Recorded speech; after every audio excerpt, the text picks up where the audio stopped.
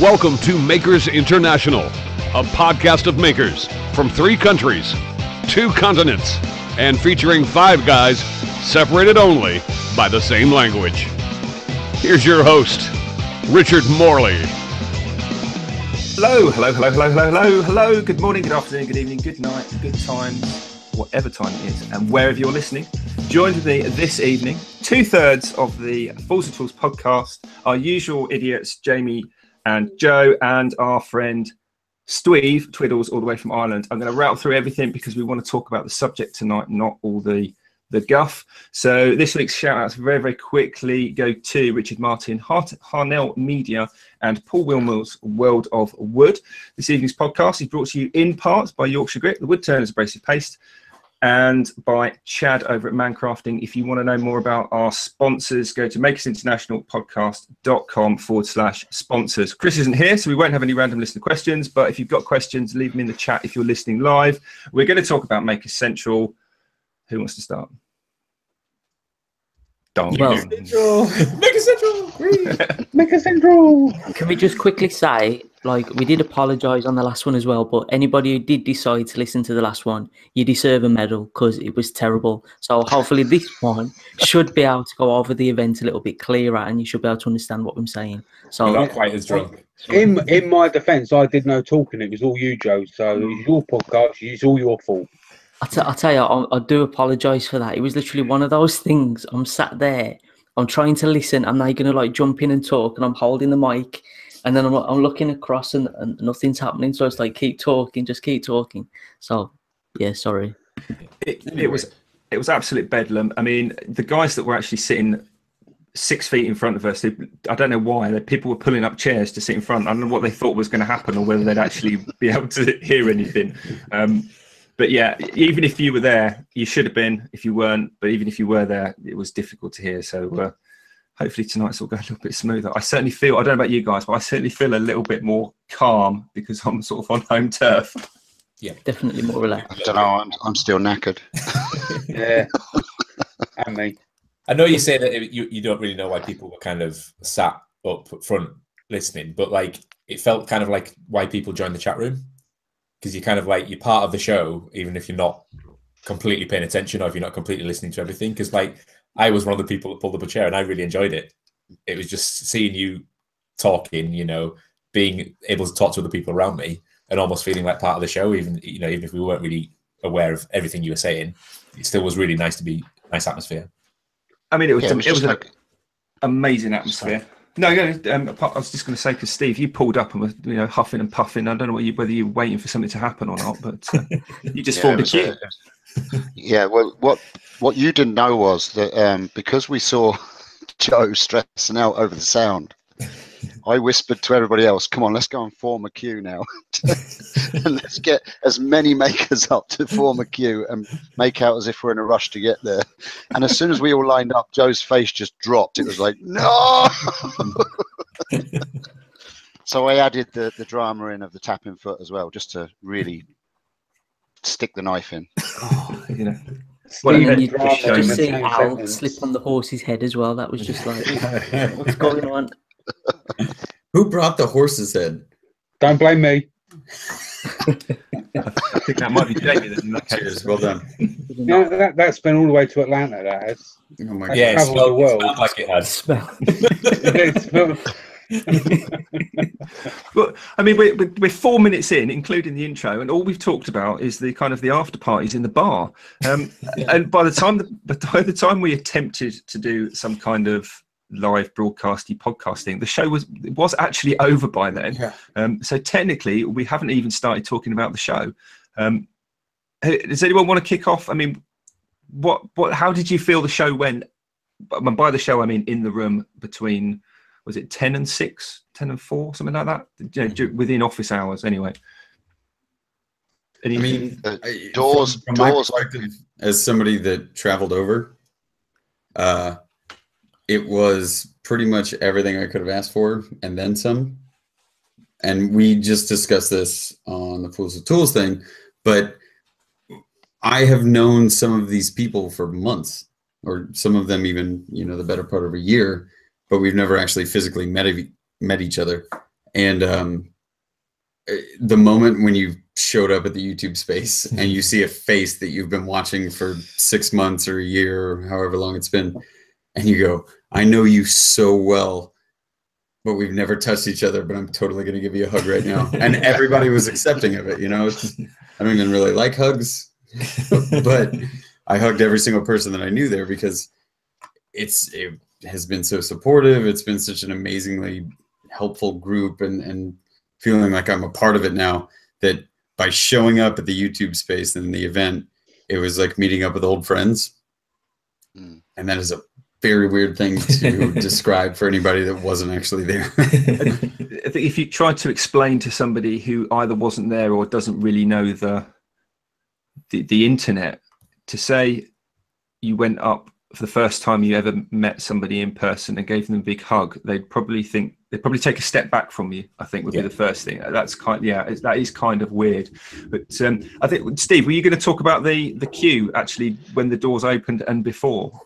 Were you outside? I just walking up to the event and seeing the queue of people half an hour, 3/4 an hour before the show started was just daunting. The queue just went on for miles. And I would have seen the show from a completely different perspective to the rest of you because I was working. Yeah, of course. Yes. So I was behind a stall for the whole thing and only got to get out of my cage when I wanted to go to the toilet and have a cup of coffee. but to suddenly see this massive people walking towards you, and you've got to demonstrate to these people, that was kind of very daunting. I think the other thing I wanted to say as well is what a lot of Joe public that aren't YouTubers don't realize is that a lot of the maker community are in contact with each other behind the scenes. We do a lot of hangouts, we do a lot of live feeds and stuff, private live feeds. So we are talking to each other and we do know each other. But you also had that added it was kind of like a really weird spaced out reunion, where you haven't actually shook hands with the people you're talking to. You've got no perspective of size of the person, height, width. Some of their voices sounded completely different on a headset. So that was daunting. You kind of walk in, and I even walked up to a guy and went, "Hi, blah blah blah, how are you doing?" And he just looked at me and went, "No, that's not me." I was like, "Oh shit, God!" Steve. Yeah, Steve. But yeah, I think that's the side that people don't realize, that because we all looked comfortable around each other, that we knew each other really well, even though we'd never met each other, and it was kind of a huge, big family reunion. So it was cool.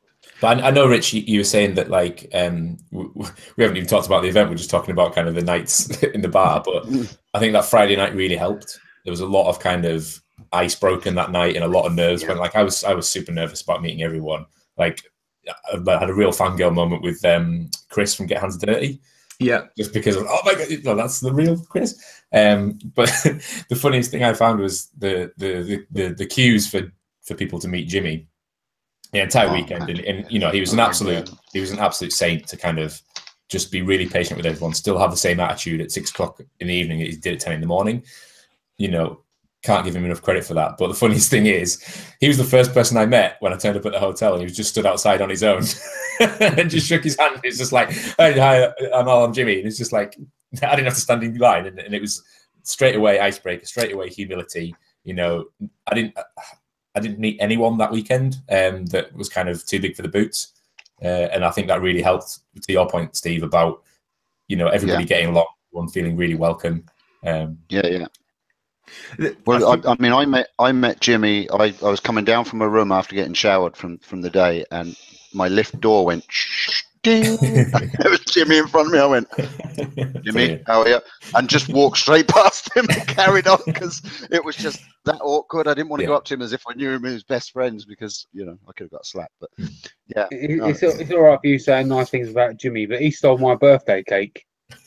He did, yes. That was a little. I was a witness. You gave it to him because you were scared you were going to die. I still don't know what all the fuss is about. You've met him. I kind of tried to break the trend myself. I was getting some selfies on the last night, and Chris kind of pushed me to go and speak to Jimmy. So I was like, Jimmy, can I have a selfie? But I'm deliberately going to chop your head off. And straight away, he just burst out laughing, and he kept calling me back on. Let's take another one. Got his bandana out. He says, "Yeah, I'll put my mangy hand on your shoulder." Show like missing finger and everything. It was brilliant.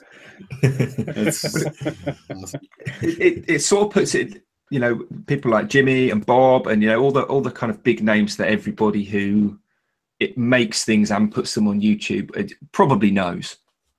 But that's sort of a bubble when you think about it. When you take population as it is, I think, Joe, you were the only person that actually met a real life kind of TV national celebrity person that people would know. Were you not? Oh Joanne? yeah, it was surreal. So if you can imagine, on the Friday night, it's the first time meeting all these people that you've known for years and years and years. So you've got the likes of Jimmy DeResta just over there sitting at the bar. You got Laura Kampf literally 2 seats down. All these massive names, and I was kind of like zoned out a little bit. I was a bit nervous. I wasn't really talking that much, so I'm zoned out, just people watching. And I see this face walk across, and I'm like, "That's Sean Locke."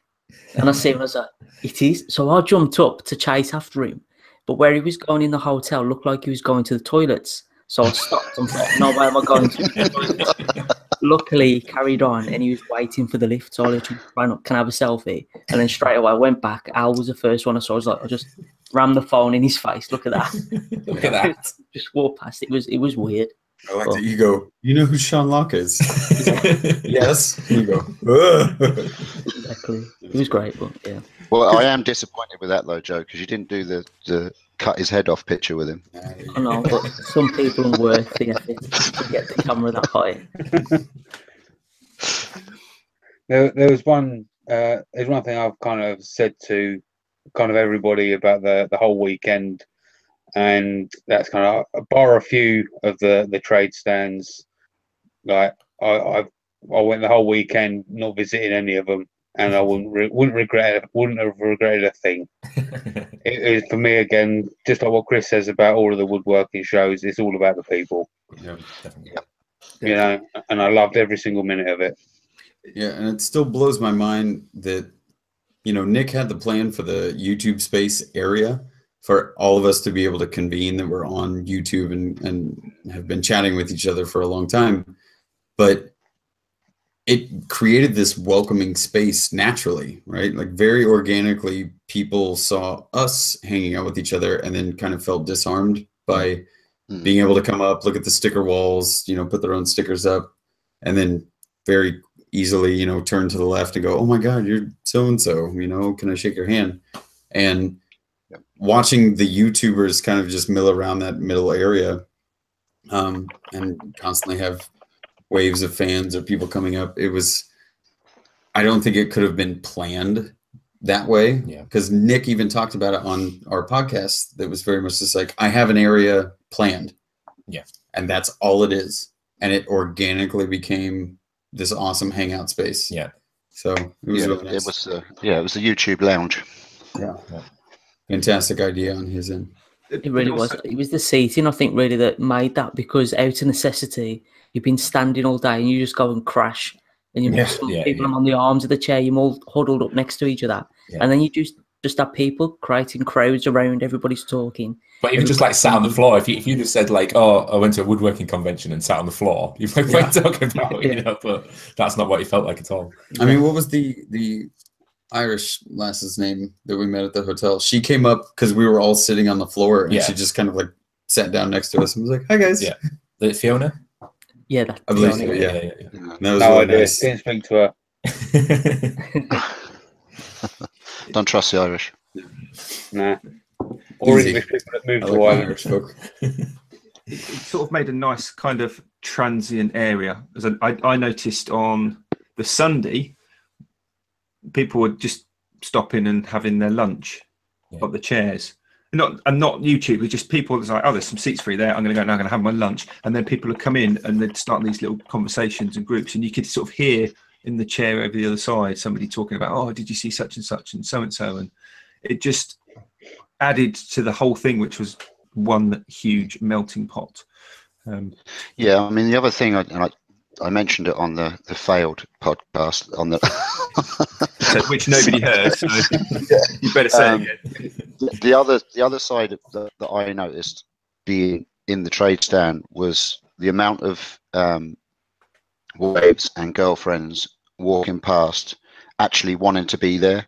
Yeah. And actually saying, you know, well, he kind of dragged me along to start with, and I was going to go off shopping after half a day, and I've been here the full weekend, and I've tried this, and I love doing this, and you know, that was what that show did. It was a family event, and I mean, there was kids going around with smiles from ear to ear after making something, or working alongside dad or mum and making something, and that was what it was all about. It was an event like no other maker event because it was family orientated, do you know? And that, I think that was a huge tick for Nick as well, to actually bring the families in and not put an age restriction on or a price restriction on families and that kind of stuff, you know. It really was a family event. Cheers to JP and Al for, you know, just gunning that whole situation down, because there wasn't much of a plan, and they had time set aside for it, but there wasn't really a lot of delegation.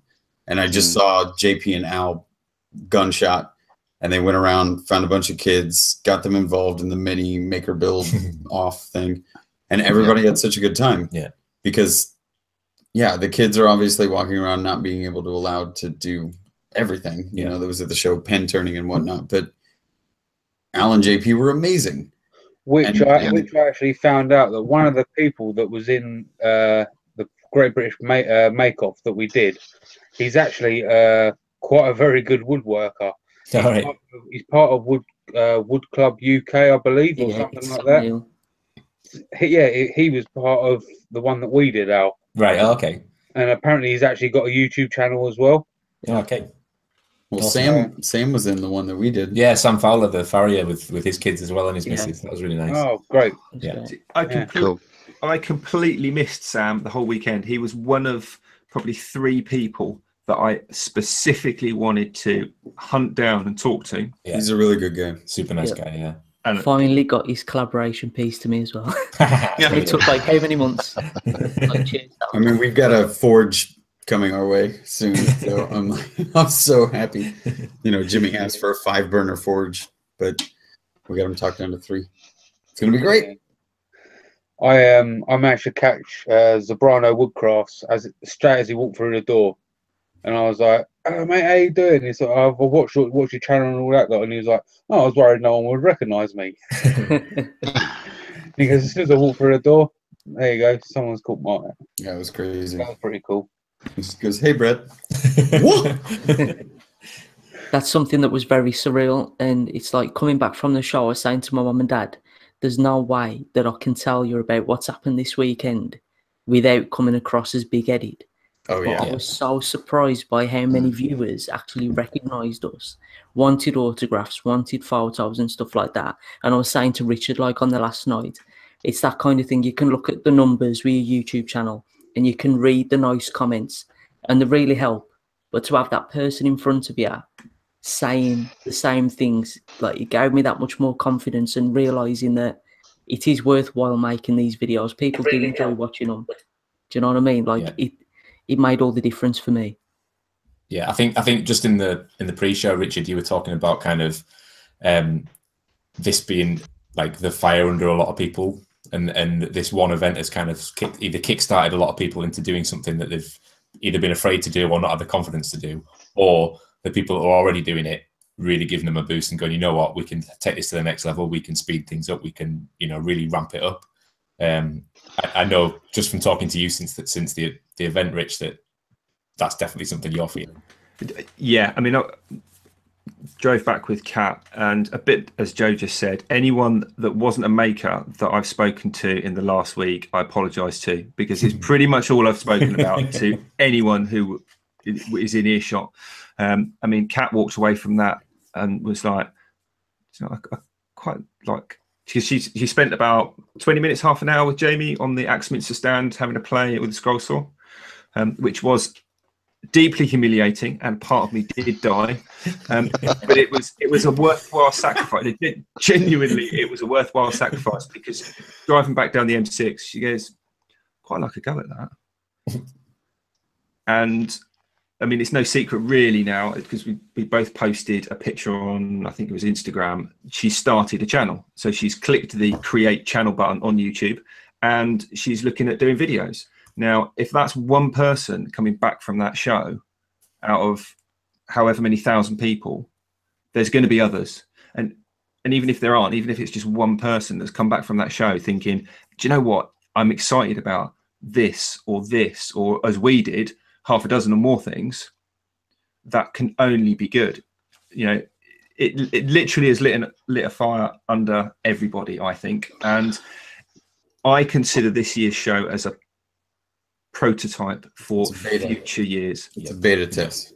Yeah, I think what happened as well is as YouTubers, we don't see our viewers picking up the hobbies that we're demonstrating. And what we actually got to see was that actually happen in front of our eyes. Mm-hmm. You know, normally as YouTubers, you know, you get a message saying, "Oh, it's brilliant. I've started wood turning because I followed your channel and you've described it so well," and blah, blah, blah. Do you know, but until someone actually comes up to you physically and says, "I've just bought a lathe over at record power because such and such," do you know, that's when it's a big impact. Do you know, you've actually got a lifelike person standing in front of you saying, "I started because," and that's what happened the whole weekend. Somebody tried something and they picked up a new hobby, and that's kind of a side of it we don't see as YouTubers. Yeah, I have to admit, there was a heart-melting moment where Anna, who happens to be one of my patrons, I got to meet her face to face the first day. She was absolutely brilliant. She said some really sweet things, and we chatted throughout the weekend. And then 2 days after the event, she had made herself a leather wristband with the fair winds and following seas. And she goes, "I've been inspired. Like, I want to do this." And so she made that because I wrote her a little note that was like, "Fair winds and following seas, sign me." And then I saw that 2 days later and was like, "Oh my God."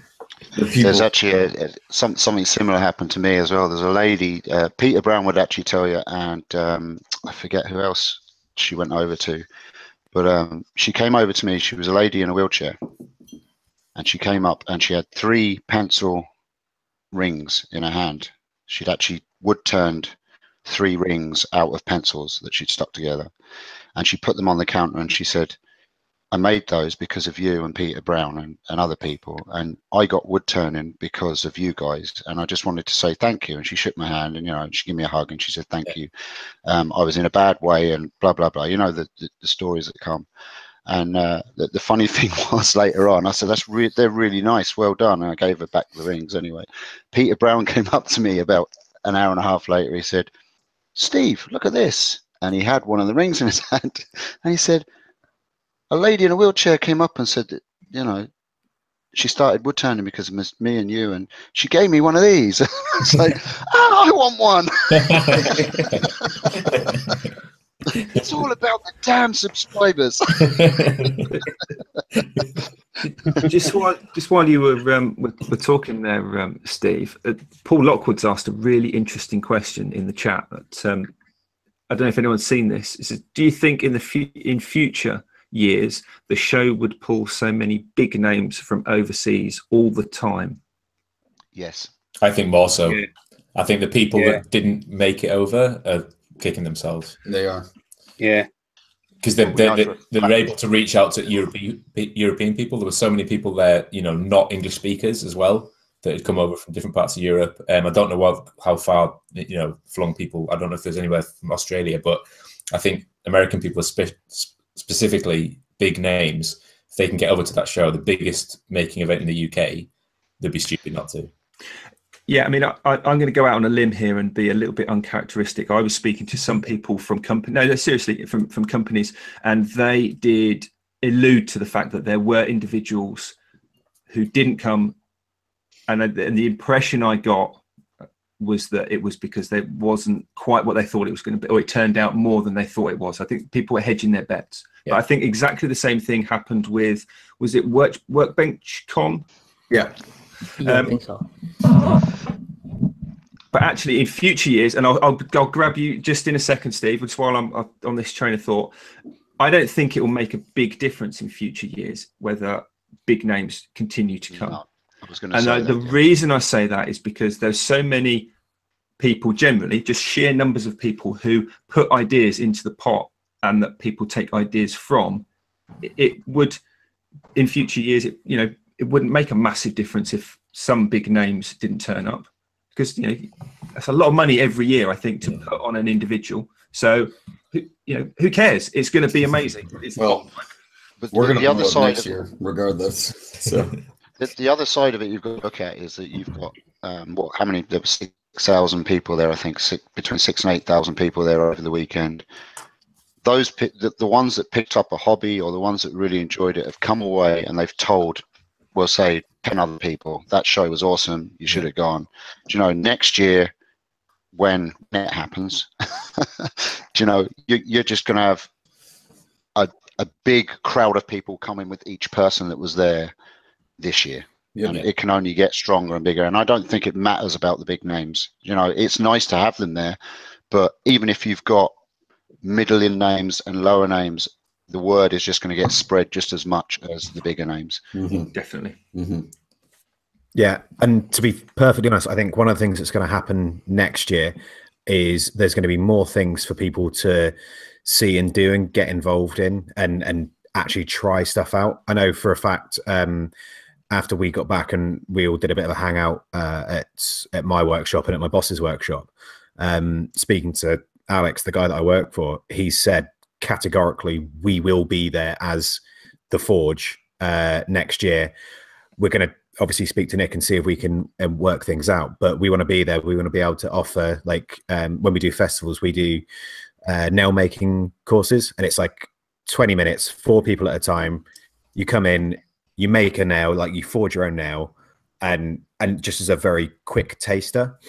And if you think, if we're doing that next year, if you've got, I know the guys from Record Power next year, they're going to bring more lathes so that more people can have a go, and more people doing things like that where people can actually get involved and rather than just looking at some trade stands and watching some talks and things like that, get more and more involved and have more taster sessions of different crafts. Because I think that's one of the things that was so good about it, is the fact that you had a huge spectrum of different crafts and things going on, and that crossover of skills is what really makes Maker Central great, and it's what makes the community so great, is the fact that you're not just watching wood turning, you're not just watching blacksmithing, you get a bit of everything. And I think that's what's going to really push it to the next level.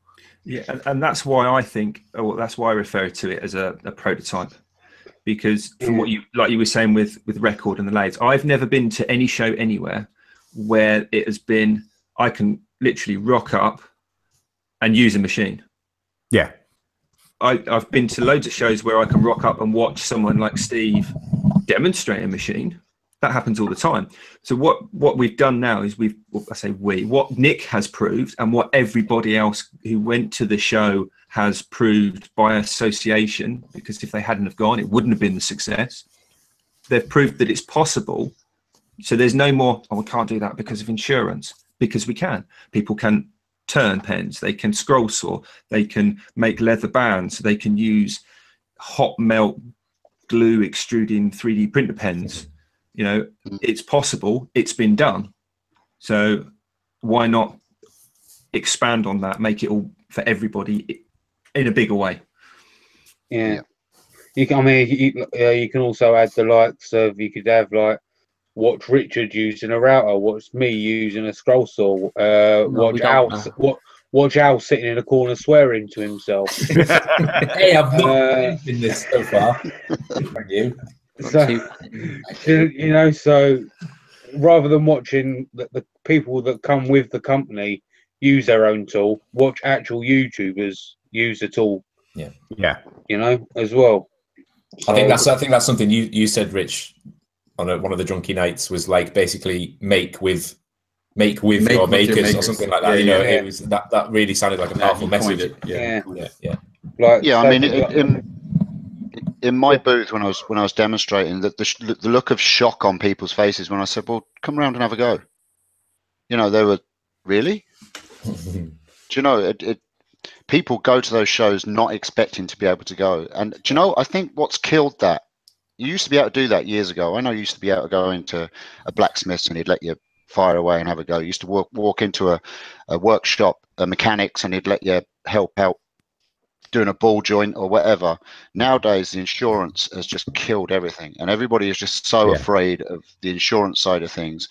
But I think that's got easier now, especially in the crafts.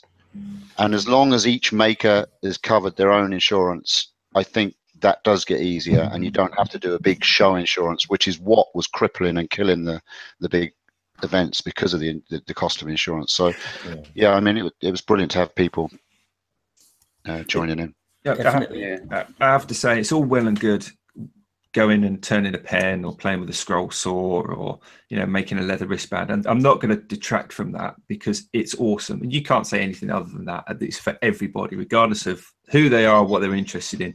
But the very best thing for me that I saw was the make off with the kids. Jamie did one all on his own, I think.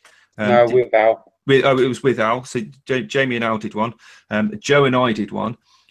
I had no clue what was going on. I was literally, I'm not joking. What happened was I was talking to somebody, and Kat was stood there, and all of a sudden she grabs my arm and shakes my elbow and said, "You just got called over the tannoy." And I was like, "What tannoy?" Public address system.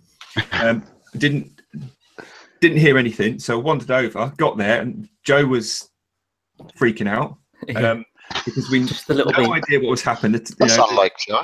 Well, Joe is normally seriously. Joe is normally unflappable, or at least he appears unflappable. But he was flapping big style, and I've no idea what's going on. What are we doing? Joe's like, I've no idea, and we've got like 30 seconds because the guy's sort of briefing the people that had turned up about. And we're like looking at each other, going, and then Nick just turned to Joe and went, "Okay, guys, you've got the floor." And we just looked at each other and went, There's literally everybody stood there. And Nick's like, they've been reading the instructions now for about 10-15 minutes, so the floor's your guys. And I was like, what are we doing? Like, what's the challenge? What's the time limit? So that was definitely one of those moments where it was like, I just wanted the ground to open up at that moment. I was scheduled to actually host one of those as well. I'd arranged with Nick to host one of those, but I was just so busy in the booth I was working in. By the time that I'd finished the demo I was doing and I was heading across, it was over and the next one was being scheduled. And I was chasing my tail all weekend. It just couldn't do it. It was a good thing that I was so busy, but I would have liked to have had a bit more time walking around and getting to meet people. And do you know what? I called that a month ago. I said it on our podcast with Nick. I said it on our podcast when Fools with Tools were on. I said there are going to be a lot of really disappointed people with Makers Central. There's those that didn't turn up and wish they had, and those that did turn up didn't get to do everything, and that is exactly what happened. So I rule. There has actually been a couple of questions over in the chat, and the one by Paul Lockwood asking about, do we think that it'll be held at the NEC next year, as he's heard a rumour that it could be at Atlanta. Now, I haven't heard any confirmations either way of where it could be going. I don't know if any of you lot have. No, I don't think anything's been said about that yet. So we'll just leave that one, I think. But Molten Mike was asking, what do you guys want to see added to the show? Which is kind of like what we've been talking about. You'd love to see more chances to get hands on with things, as we've said. And like Richard was saying about the Mike with Makers, and Jamie mentioning about making it more about the YouTube spaces. More interaction as well, I think, for people coming in. Definitely, because you've spent all your time watching these people online, and it's one thing seeing them do their craft in a video, but to actually see face to face, like, and ask them questions live, get them to show you, like Steve was doing, getting them to pull you involved and have a little go yourself. I think that would be brilliant to do. I think we spoke shortly about it, Rich, with Kat. maybe a little bit more of the craft side of making. I mean, obviously, you know, Nick being Nick, this is a wood turning kind of central event, and a lot of the sponsors there were kind of around that. And Steve, yourself, you know, doing demos and stuff, it was great. It was a great entry into making for everybody, and you can kind of associate with it. But I think it'd be fantastic to see more of the kind of, I know there was the marbling stall where you could do a little bit of the marbling, and there was a little bit of fabric work, but just more of that as well, more kind of different disciplines of making, I think would really help it be more accessible to people. So Yes. a couple of things I'd like to see added to it, if possible, is more clubs and art groups and things like that to be involved, where people could actually sign up and know that they haven't got to do a big initial layout to do a certain hobby, but there is a club close to them or not so far away that they can go and do it. So if you could have maybe a group of clubs that could say, look, join up, there's a discount to a yearly membership or whatever. And you know, and the other thing is, I would have liked to have seen, because there were quite a few people there, I would have liked to have seen more special needs and wheelchair accessible crafts and arts and ways of adapting the crafts that are already out there to someone that's in a wheelchair. Like I was saying about that lady, I was saying to her that there is ways of tilting a lathe and putting them on a tilt that they can be tilted towards you and make it more comfortable to use when you're in a wheelchair and stuff like that. So if they're, you know, the Red Scout has one of them, didn't they? Yeah. So to get companies involved to do with the special needs side of it as well. That's a great shot, Steve. Yeah, that's really good. Definitely, because I think a lot of people. Claire from Out of the Wood said glass blowing. That would be good to see. Oh, that might be a possibility next year, because that really only takes like a really nice torch and relatively small space, and the heat's fairly controlled. So that would be a really good one to have. There was a comment in the chat. Sorry, Joe. All right, go on. There's a comment on a guy at a young man's workshop. Nate. He said, "Is it?" Nate. Yeah, Nate. Hi, Nate. Is it worth finding a way to do a talk on following your passion, making video making or YouTube more accessible to people who are intimidated? I would have loved a demo or talk like that. So yeah, maybe more life coaching and passion talking, I suppose, would be good. Yeah, I could do that. Even that, I could do some lunges. I could do some lunges before. Sorry, guys. But you imagine at the YouTube booth, if you had like the craft of making a YouTube video.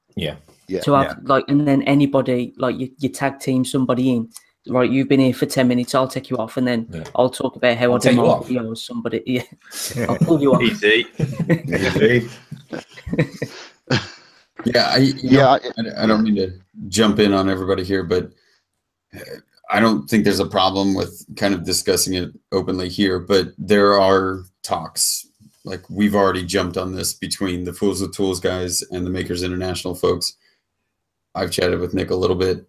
He is very aware, and everybody had such a great time, right? But he knows that he really wants to ramp up next year, because he knows what was lacking. He knows what worked. I think he's willing to accept, constructive criticism, and we brought him a few ideas and options on the last night there, and he's so game for it. So the idea of having Rich, I think it's an absolutely beautiful kind of tagline for it, but make with your makers, and Joe to have, well, it came from the comments, but the people that were on stage, it's fantastic. But I also do think there's a little bit more of an opportunity to get some smaller folks on there and say, like, here's what I'm doing. It makes it a little bit more approachable. Not necessarily that we need to, say that for ourselves, but there are people that have spent so much more time with the production side or how to get started shooting versus I'm 15 years in and this is what I do, make it a little bit more approachable for folks. A little bit more tutorial driven rather than this is what I do and watch me on stage. And actually that's folks. Sorry, go on. All I was going to say, Steve, was that just following on from what Brett said, that's the kind of thing that we can, all of us, already do with our channels. The beauty of an event, regardless of where it is, how big it is, or who's there, is that people are there, and you've almost sort of like got a controlled audience. But we've already got a space, we've already got an audience, that is the sort of thing that we can all do. I mean, we could all of us, 6, 7, could do a video on how we got started and what we do and all that. The beauty of it, and that sort of, and I'm struggling to find the words now, that sort of encompasses the show, because that's an idea that's come out of the show that we can all put into our channels. And everyone's had various ideas about various things, from things that happened at the event and after. It just, literally the melting pot is boiling over now. Yeah. And there's all you have to do is stand around the outside and pick up the stuff that's boiling over the top and walk away with it. And you've got, anybody that says, oh, I put out a video a week and I struggle to get ideas. It's like, really? Where do you, like, how? How I have got, if I had 5 lifetimes worth of time, I might struggle to get an idea or two. But seriously, if you've got, I think it's mad, but these sorts of events do that. After this last week, I think we walked away with a couple of books full of between at least the Fools with Tools guys. I have a year's worth of builds if I want to do them, and it's kind of just up to me if I can pull the trigger on all of them. Super excited to do it all. Yeah, but that just came out of 2 days of experience with everybody. But that goes back to what we were talking on the episode that's going to come out this week. Is the tagline for this show was uniting creativity. And that's exactly what it did. It brought all these people together. Yes, we've been talking. Yes, we kind of know each other a little bit. But being in the same room as people, being able to really appreciate, Rich, I've never seen you so excited. Like, I've never seen you so passionate and so animated and so like a big kid. Like, actually being together in the same room as people has suddenly just like amplified everything, and we're like catalysts for one another. Be it us as YouTubers or the average Joe, kind of not average Joe, but Joe Public, who actually comes up and speaks to you, and then they suddenly get excited about it. This uniting creativity thing, it's unbelievable. I don't think Nick realized how much of an effect this was going to have on people. It's kind of started a chain reaction, I suspect. Yeah. I mean, if you look at videos that people have put out, even of Maker Central and experience of Maker Central, you can see a difference in the way they're filming. Obviously, from chats they've had with other YouTubers, and you can. There's subtle changes, but they're changes nonetheless. With the types of music they've added, or the way they've done close-ups or shots. You can see that they've brought even just the way they attack making a video. They've changed it up just from the chats and talks they've had from people that know better or know different. Yeah. It's a real leveler, I think. The whole putting videos out there is it levels everybody. Everyone's the same. Everyone's got the same abilities. Nobody's on a pedestal or not. You do what you do because you enjoy doing it, and that makes everything else equal. It's just, that is mind blowing. And Al, you're absolutely right. I'm dangerously excited about lots of things. And I'm sure I'm not the only one. That's what excites me the most. Is I'm getting this excited about little things. Kat's thinking, doing channel stuff. She's not going to be the only one that's walked away from this event from that. I'm sure you guys have come away from that with an idea. I mean, I did a live stream today about an idea that I got speaking to the polymer clay people. Yeah. And that was a solution to a problem I had 4 or 5 years ago, where I tried something with polymer clay. It failed. The project got shelved, sat on the naughty step and ignored. And they reignited that. And that's not the only one. There's others that are coming out as well. So boom. And who else has had a similar experience? Anyone else got anything they want to admit to doing as a result of Maker Central? Steve. Me? Yeah. I'm Steve. What? We've got 3. You're not the only Steve. Yeah. No, I mean, I all I was going to say is, Jazz, my other half, had exactly the same sort of thing. She's come away from it not only feeling massively inspired by seeing what everyone else is doing, but also the fact that she now realizes that those people that were making videos and YouTube famous are just people. They're just the same idiots that I hang out with. And Why? Wait for that. He kind of has a point though, doesn't he? But that's the thing, is like having Red Smith, for example, here and just sat, good shirt. Just sat like just messing around with us and talking and seeing him work, and then seeing Jesse work and seeing Ellen work and seeing everyone doing their thing, and then her being able to show them a little of what she does, and them not only being interested but being in awe and impressed and wanting to see more and wanting to learn more, has made her go, actually, you know what? Maybe I will start sticking some more stuff back up on Instagram. Maybe I will do a little video and put it on YouTube and see what happens. And it just seems to have inspired so many more people to just try it and just get out there and get involved with the community. And I think that's one of the big things is the fact that it's made people realize that you can drop Brett a message, you can drop Al a message, you can drop any of the people that are there a message, and hopefully get not everyone's going to have time to respond, but you're going to be able to get a response from most people, and you're going to get positive feedback as well. They're not going to go, I haven't really got time to talk to you. It's going to be, I'm really busy at the moment, I'm sorry, I'll get back to you in a bit. Or it's going to be an in-depth conversation out of nowhere. And yeah, I think it's just done wonders for the community, because it's made people realize that we're all idiots, and we're all the same kind of might idiots. get roped into singing and like carrying a piece of around table. Everybody Don't mention the singing. Yeah. Something that goes along with the groups online, I've seen happening as well at Maker Central. The fact that you could be speaking to a stranger in one of the Facebook groups or on a YouTube comment thread. You don't have that awkwardness to start a conversation, because you all know you're there for the same reason. You've all got the same passions.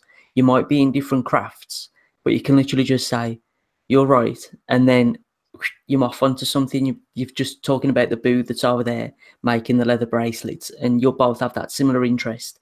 And it takes away, like you was talking about breaking the ice on the Friday.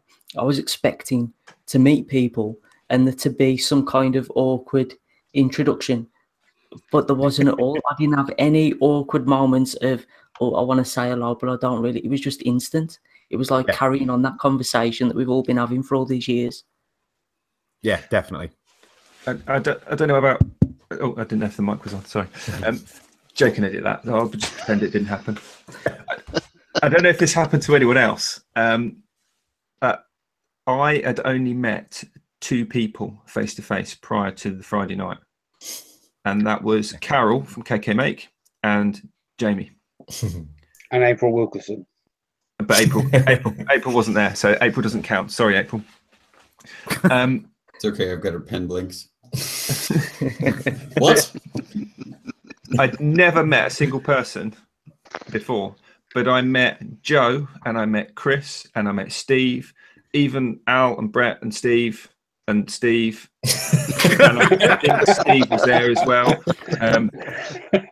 for the first time face to face. I mean, and there were other people, but it was just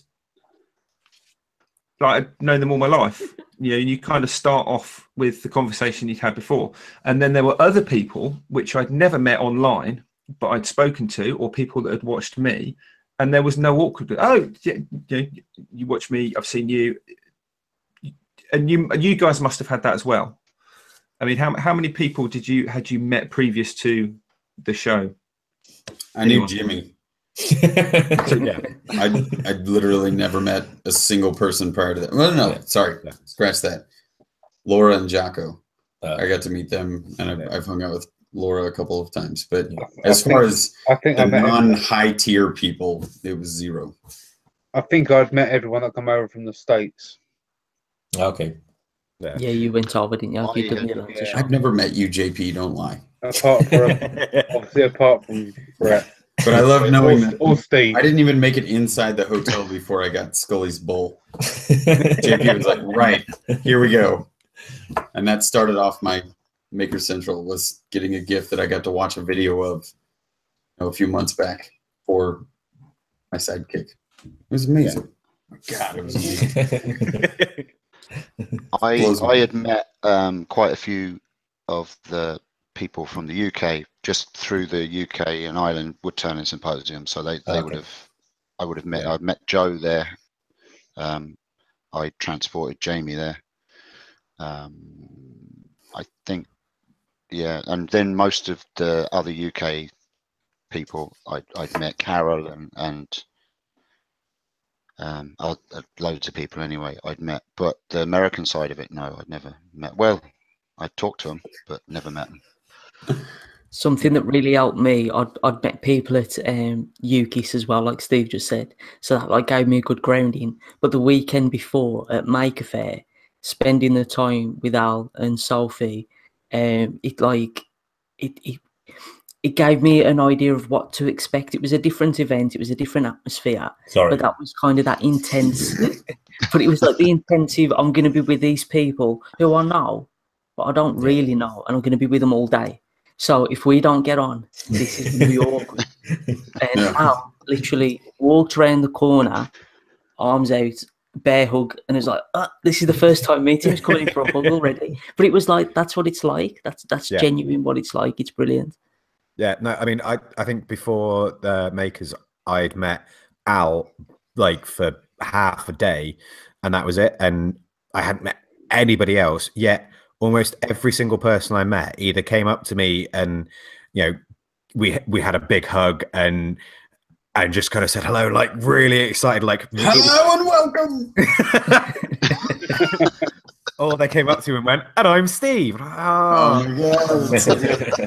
But but the thing is like, and like people coming up and giving you gifts and chatting and swapping stickers and stories and all this, and we said about it the other day. It genuinely, it didn't feel like I was meeting these people for the first time.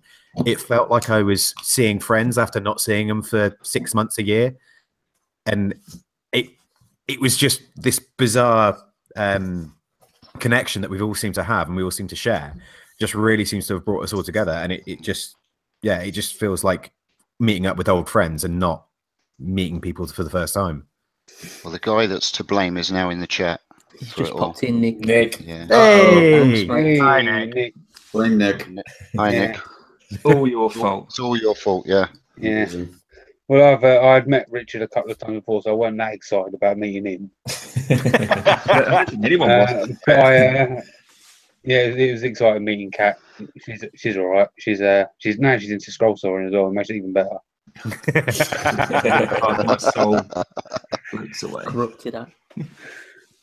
But joking aside, like Richard said earlier on, if one person that we know of has come away from Maker Central at least, then everything has made everything worthwhile. Exactly. Definitely. Now, that is absolutely right, and that's kind of one of the sums up for the show. Now we've been. I'm sorry, Joe. We're going to run over this episode. I'm almost convinced, so we'll just put that to one side now. But I'm going to make sure I don't end the show without this happening. We've still got loads we want to get through, including shout outs and all the rest of it.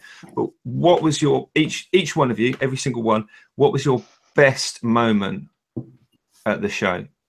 We'll start off with Al because you're on the left, and we'll work across.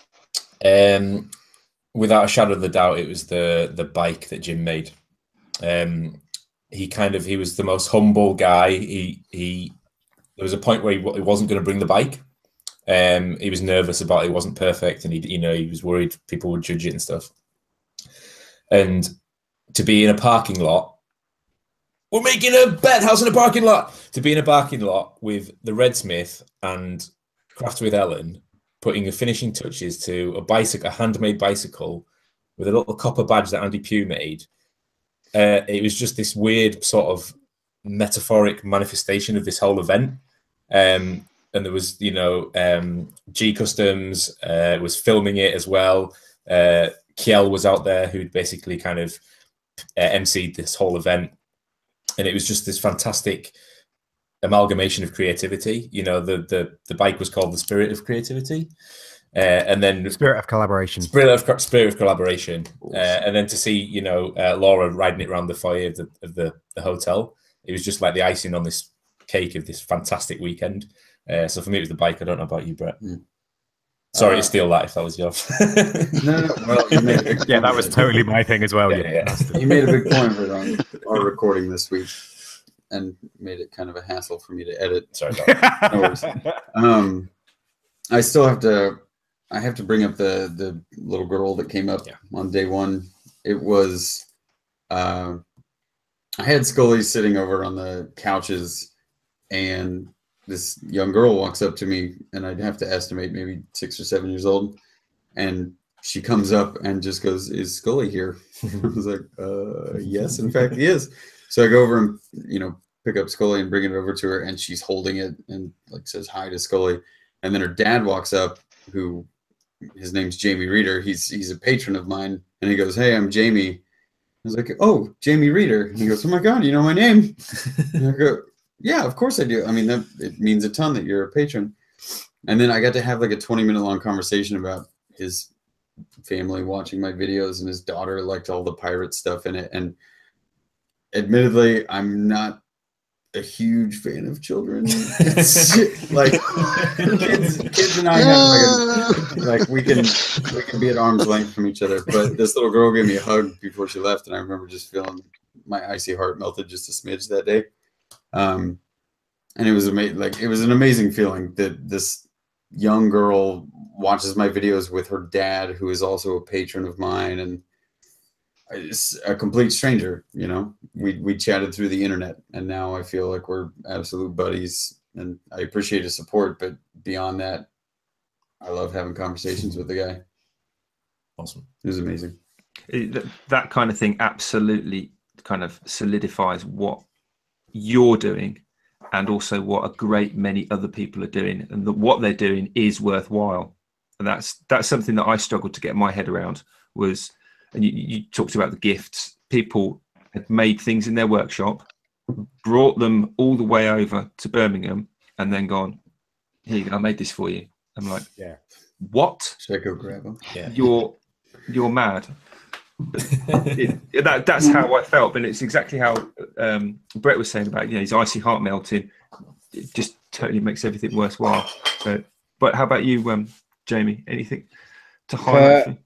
For me, there's actually a couple. There's one that was actually with regards to the podcast, which is I'm really glad and grateful as well how well the Team Scrolls or Team Router campaign went. I don't think that could have gone any smoothly. So yeah, again, thanks to everyone who supported us throughout that campaign with the t-shirts. I've also had a lot of requests from people to put out the t-shirts again on general sale. So maybe that's something to discuss later on down the line. But apart is that hand that's got a wonky finger? Is that Jimmy's hand? Yep. Yeah. One of these. This is Jimmy's hand, but this was a fan brought me these. Said he made them for Scully. Amazing. Wow. How ridiculous is that? Really. Oh, I remember that. I remember the conversation outside now. Yeah, That's awesome. This is outrageous. Yeah. Favorite thing.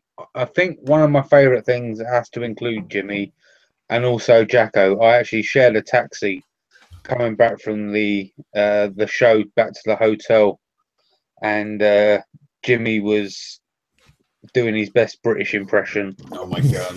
And he was getting me to try and do is it Geico or Gecko or something like that? Gecko, yeah. Commercial or something like that, and he was recording me and all sorts.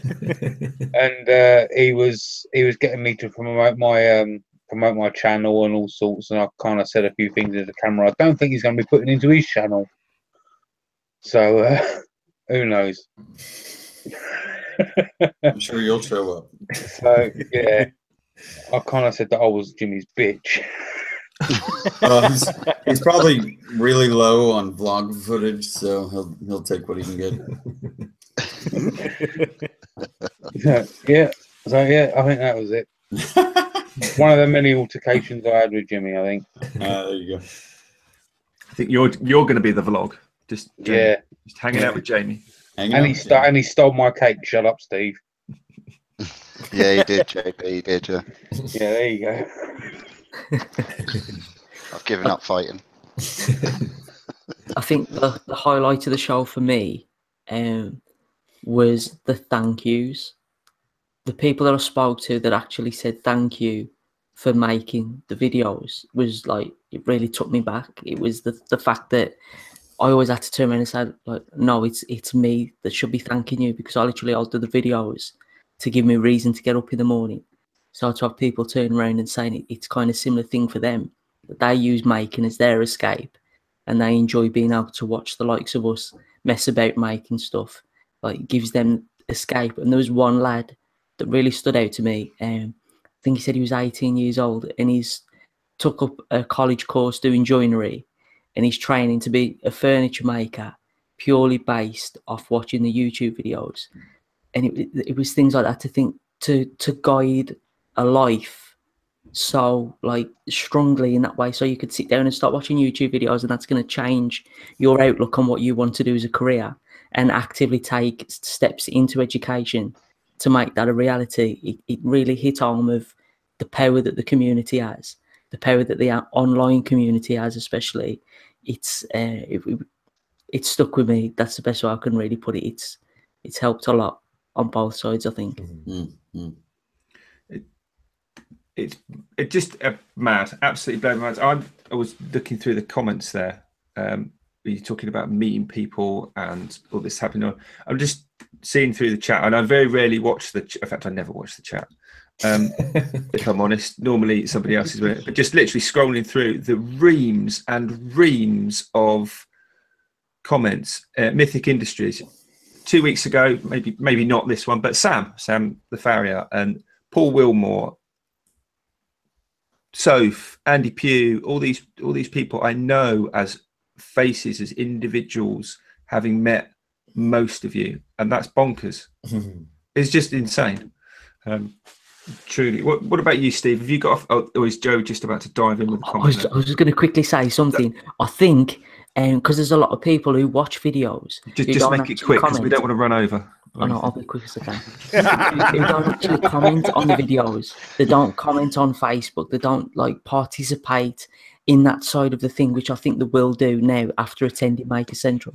They've seen what the community's like. They've seen how everybody interacts. So I think they will be jumping on board with that now and getting stuck in and sharing what they're up to as well. I wonder if there wasn't a little air of people thinking, will I be accepted? What if I make this comment, might I get someone jump down my throat? But having it, it is really easy to watch a video and click an anonymous thumb or not and move on, and it's easy to just scroll through your Facebook feed and not say anything. In fact, as Steve will probably agree, sometimes it's better not to say anything.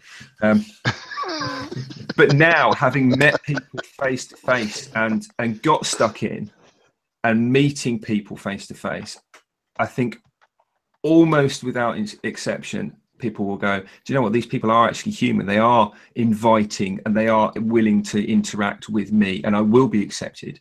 And now people will sort of almost come out of their shell, because that's the good thing about 3 days worth of, and I say 3 days because it was like Friday afternoon until 3 a.m. Monday morning.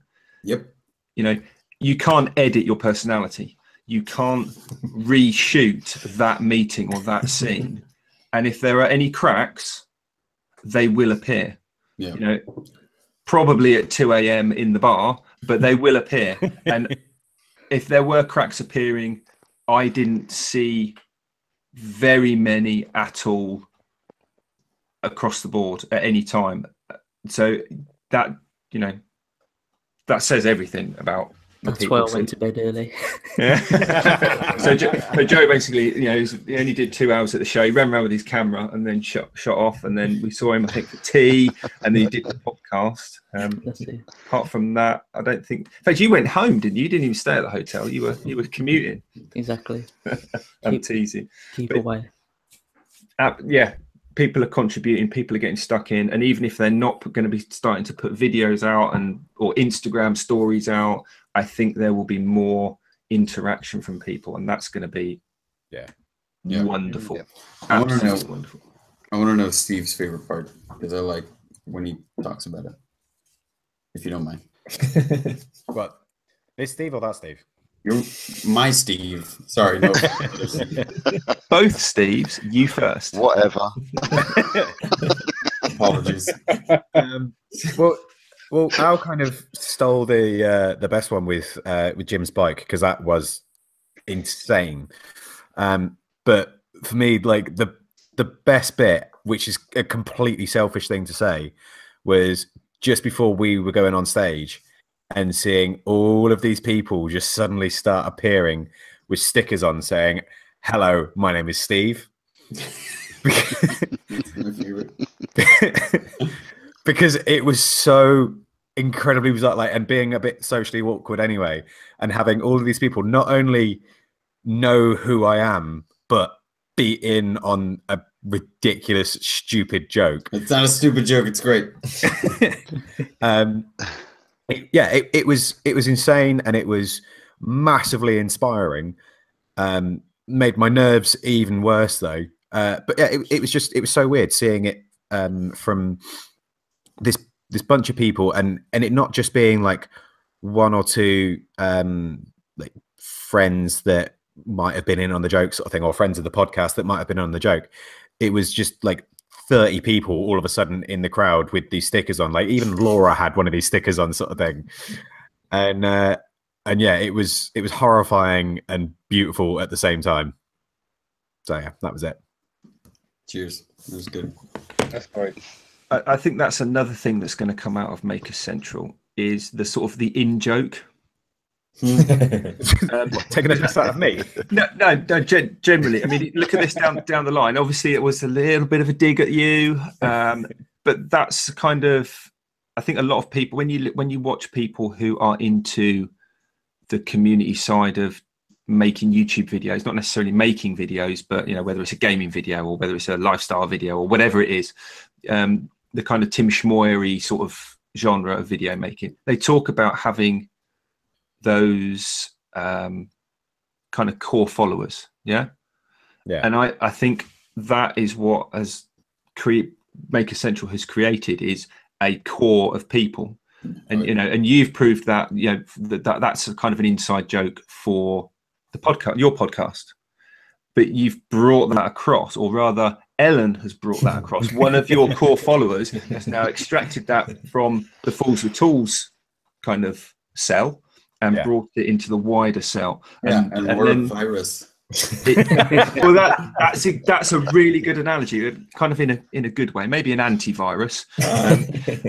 No, you're probably right the first time, actually. But that's what's happened. These kind of in jokes have already started appearing that other people have gone, well, what's all that about? Well, who are these guys? Yeah. Oh, they do this and they do that. And then each little subgroup has sort of morphed, and cells are dividing, and the whole lot is multiplying, which kind of goes against or basically proves the fact that there isn't a slowdown in this movement. It seems to have now accelerated to the point of almost uncontrollability, it would seem, in certain circles. And that's insane. Steve, I'm going to say Steve because Steve Tydell. Steve. Two highlights for me. The first quick one is to have the opportunity every night to get Heath Knuckles absolutely trolleyed. That was an achievement in itself. But no, the other big thing for me, I'm from a very small country and a very small community, and in the community that I live in, there are next to no makers. There's no one around me that makes, or that does what I do or anything similar. So just having the opportunity to actually sit down next to people and talk about the things that I love doing and the community that I love, being able to talk to people face to face and actually have a connection was the biggest highlight for me. I didn't see the show from the side that you guys saw it. I was, as I said, in the booth, but to be able to actually sit down, socialize, and talk with guys that I can now call friends it was a huge thing for me. Yeah. But- Thanks a little bit, Nick, and by a little bit I mean a lot. Yeah. Yeah, I mean, to go a bit further on from that, I think when we were talking to Red about it, he said almost exactly the same thing. Like, he's not in his community, he's not surrounded by makers, he's not surrounded by like-minded people, and a lot of the people that look at what we do don't understand it, and they don't get why we would make when we could go out and buy something for, you know, you could go to IKEA and buy something for the same as the cost of materials that you're spending, and then you're going to go and spend all this time and effort making something, and they don't get that. And being surrounded for 48 hours by people that just get it is huge, and it's a massive thing, and it really brings it home that actually we're not alone. Even if we are alone in our sheds, in our workshops, in our whatever, we're not alone in the broader sense of things. And as much as videos and Instagram and Facebook and stuff like that helps, actually seeing that face to face is what really counts. 100%. Yeah. I see no reason to go out and buy something if I can spend 3 times the amount buying the tools and the materials, and then 3 times longer actually making it. It just seems pointless to me. You know. Who then? Or do you want me to tell you my favourite bit first? Yeah. Go on. If you have to. It was doing the. You're mean to me. I'm not having you on the show. Joe, strike him from the edit. Sorry, it was I that had you on the show this evening.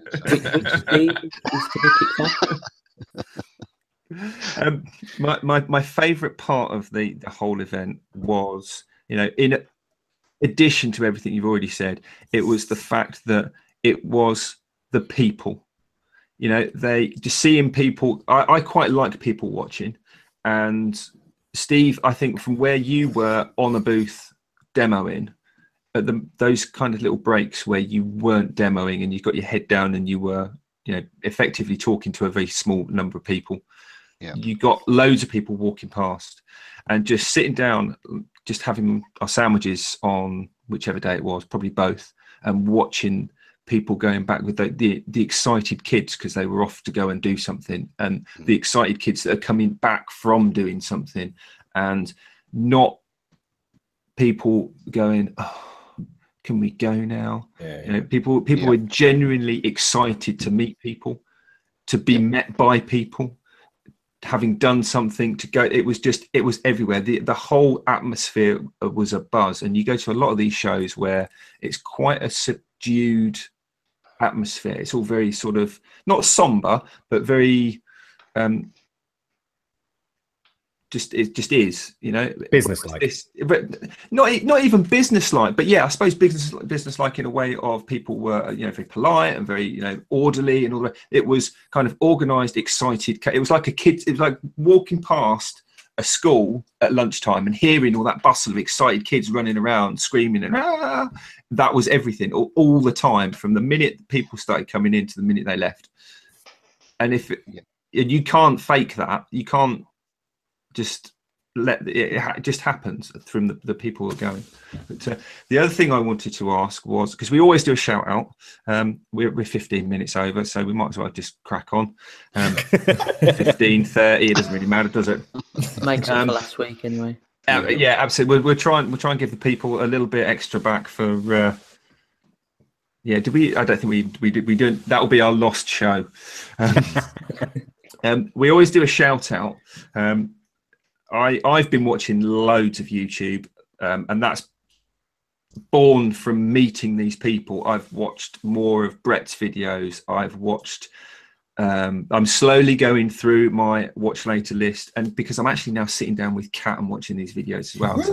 So we've been watching Pam's videos, and I'm sure someone call a doctor. I think Kat's in the chat. All these other videos that people have put out that we're getting through again, not just new ones but old ones as well. I want to do a shout out for somebody who is not, to my knowledge, on YouTube. Hopefully she'll hear and see this, and hopefully you guys saw her as well. Laura Matthews Art. It's Matthews with 1 T, and she's definitely on Instagram. Did you see the girl wandering around with the little bird puppet? Oh my gosh. Oh, amazing. That was the coolest thing I saw at the show. I mean, there were some people there that make cool stuff. There were cool people there, but she was the coolest in my eyes. If you didn't see it, there is a video on our Facebook group, and I think there's one on my Instagram as well. If not, I'll make sure it's on there. But imagine a puppet that you get like the wooden on the strings, like a Pinocchio type puppet. This was a bird that she'd made, and it was fully articulated, every little movement. And you want to go and follow her because she's actually making a Pegasus at the moment. Oh my god! And if she puts the same level of kind of care and attention and detail into a flying horse that she did that little bird, you're going to be really jealous of her skills, because that was just like, wow. Flying ox would be good. Yeah, absolutely, flying ox. So that's my shout out, and that's born from the show. So if anyone wants to even attempt to top that, I will throw the doors open. Oh my god, I don't even know. Go on, I'll jump in then. My shout out is going to need a little bit more explaining if you're only listening to the audio. It's The Wood Barber. It's on YouTube, relatively new video, relatively new channels. When I was over at Maker Central, I did a live walk around, and I went past the forging that was going on, and I made a throwaway comment of I'd love to try out forging, and I could really do with an unboxing knife. And then I got a message, and I met him on the day, and he actually made me an unboxing knife and sent it me, and it's amazing. And he's got a video out how he actually made it. So if you are listening, the links will be in the description by the time you're listening, so you can go and check it out and watch how he made it. I think he's in the chat. I think his name's going past. Dave, honestly, mate, if you see this at any point, thank you so much. I will be showing it on my channel soon at least, so that's got to be my shout out. The Wood Barber, check him out. Awesome. Well, I'm going to jump in on my shout out, and his name is Dave Kappa Sandon. His channel is Turning Works, and if all the videos that are out there about Maker Central are brilliant, you know, it's all about the show and how brilliant it was. Well, Dave he actually got sent some footage from Sarah, the Titchy Turner, and it is a battle between myself and himself. I was under the influence of alcohol. He wasn't. And well, I won't say any more. It's called When Turners Collide. So head over to Turning Works and go watch that. It's a very funny. It's very short. It's only 3 minutes long, but it is a very funny look at the social side of Maker Central. So that's my shout out. The social side of Maker Central. If you're in any of the footage, that's probably going to be slightly R-rated. Actually, can I just ask if anybody has? I know Chad does. If anybody has any footage of the social side of Maker Central, can they please send it to to templeboyturnins@gmail.com, because I'm putting a bit of a video together that should be quite funny. So if anyone does have any little clips and things, could you send them to me, or drop me a line and we can sort out getting them. Presumably this is for the pending court case. Yes. Yes. That includes you, Heath Knuckles. Well, Heath's definitely in the chat. He was too drunk to find the record button. I'll jump in then with someone that I kind of think deserves a mention. There was a lot of let's say characters that make a sense.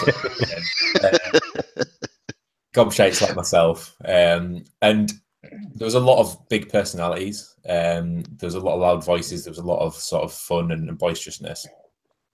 But there was one guy who kind of was reserved and kept to himself, was there all the way through the weekend, and played a huge role. It was Pete from Pete's Bunker, who was unfortunate enough to have to share a room with me.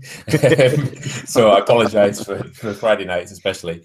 But he was there throughout the whole thing. He was kind of in the sidelines. He had a film camera, and he was taking shots throughout the weekend. And obviously, because it was film, you couldn't see the images until he got them developed. And he's developed some beautiful black and white photos of everyone. They're stunning. I don't know if you've seen them. They're really, really nice. I think he's put a few on Facebook and tagged a few of us in it. I think most of us are tagged in them. But Pete's a super nice guy, really generous, really humble, but really, really talented as well. So if you don't know his channel as well, check it out. He's got really fun videos, build videos. There's a lot of how-tos and repairs and stuff, but he's a great guy. So he took those black and white images that are on Facebook, because I said to him, can you send me that image, which he did seconds later, and Kat as well. That's now my profile picture on Facebook as it goes. Yeah. He took those with like 35mm film. Yep. Yeah. Wow. Yeah. It's amazing. I've seen, like, you see everybody's now rocking the same profile pictures. All from Pete. It's amazing. And again, that goes back to, those kind of inside jokes. And I kind of called that as well beforehand, just to put that out there and document it with a timestamp and everything. Yeah, at least you're modest about it. Are we out of time yet, Joe? These little things, they all help. They all help to kind of solidify and concrete the fact that it needs to happen again. Yeah. Because if these little things didn't happen, then it would be like it was a great show, and I was there or I missed it, but there'll be something else. Yeah. All ammo for next time. So Nick, bigger and better. Who is that? No, because we still need Brett's. No, I've lost. What are we doing now? I can do mine pretty quick. Caroline Hintz. Yeah. Caroline Hintz. I don't speak German. Berlin Prop Shop on Instagram. She doesn't have a YouTube channel yet. I really hope she does. Yeah. And you know what? We basically forced her to come to Makers Central. So I think we might be able to help force her into making some videos. She's amazingly talented. Tons of prop work, tons of sculptural work, casting, mold making. She's super talented. She came over, and the day that she had to leave, she was so, in a very nice way, she was so upset because she came having zero interactions with anybody. I actually thought she was a friend of Laura's. I found out they had never met each other before, but like Laura shouted her out on our podcast. She was absolutely fantastic to have, and she made friends with everybody, and everyone knew who she was because they had basically started following her when Laura shouted her out. And so now she's absolutely gotten rolled in to part of the crew, and we're all, huge fans of her work and stuff. So she comes all demure and then leaves with a bunch of people like fangirling and fanboying out. She's fantastic. Berlin Prop Shop legend. Yeah. And is that on Instagram or is that YouTube? Sorry. Instagram to be YouTube, I hoped. Cool. I think if I can quickly jump in and do mine, because mine is very, very similar sort of line. We've already talked about him briefly in the show, but Jim from Wave Cycles, man, I love Jim so much, and it was so nice to actually put a face to the name. I thought he was an old shit.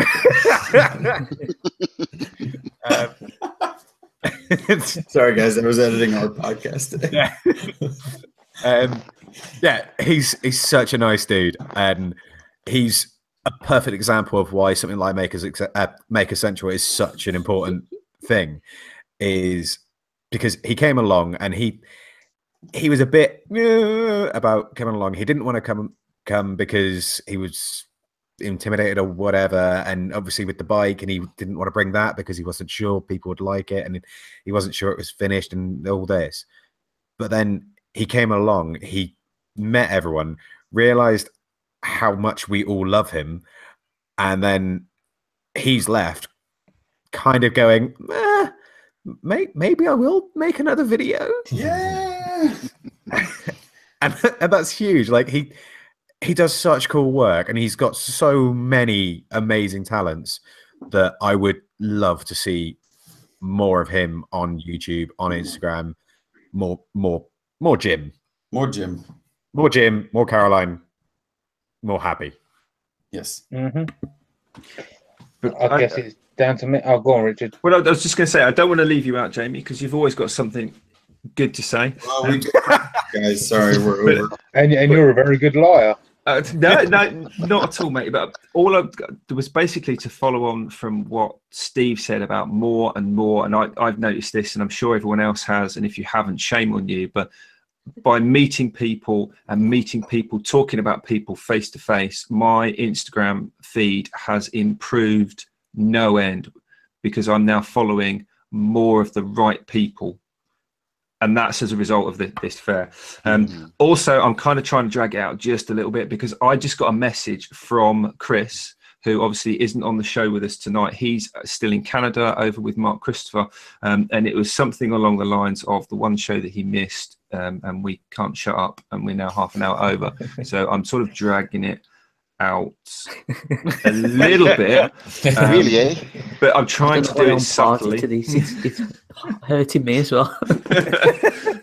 But yeah, there's just so much cool stuff has come out of this. So Jamie, you've got to top this up. Who's your little thing for the? Who's my shout out? Well, first of all, on behalf of everybody, it's the first one is going to be Nick.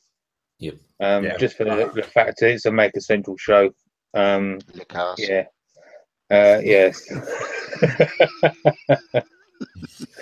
So yeah, Nick has obviously got to have a shout out without doubt. The second one has got to be Bobby Duke and his wife. But so because I had the opportunity to show him about, so and spend the weekend with them, so that was pretty cool. Now the third one, which is the main one, is basically everybody in the Maker community, because you connive in so-and-sos went behind my back and kind of made my year, I guess. A lot of people don't know, but my laptop died. Well, I'm still using it at the moment, but it keeps doing the blue screen of death on me. And it very rarely goes through a day without dying. And my camera died on me. And for my birthday, which was on the 7th of May, you guys put your money together and surprised me and basically bought me a brand new laptop, a brand new camera, plus accessories. And it come to about £1,000 altogether, when everything was all added up in total. And regardless of what people were saying, I still don't think I deserve it. And it's still kind of I still can't process it, but I just want to publicly say to everybody, thank you again. So there is a video out somewhere, and once I can get my hands onto it, I'll make some sort of video making myself look like more of an idiot. Cheers, bud. You deserve it. Now we can see you being an idiot in high definition. Yeah. Jamie, you do deserve this. You absolutely do. You are, and I've said this to you face to face, and I'm definitely not ashamed to say it in public and have it live and all the rest of it.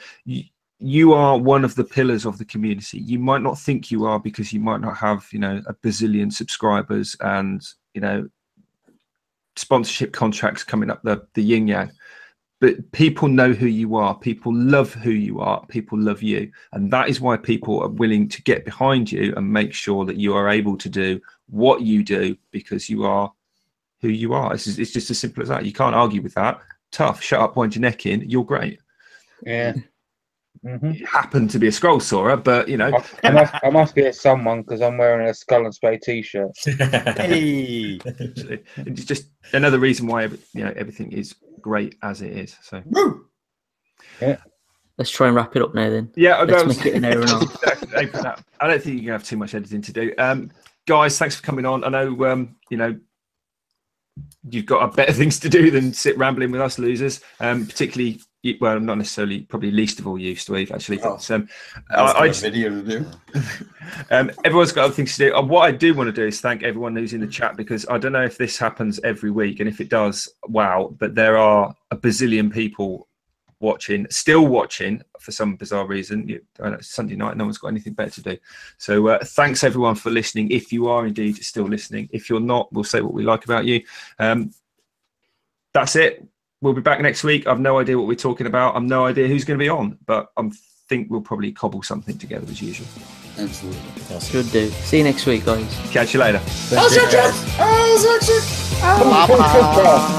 Bye-bye.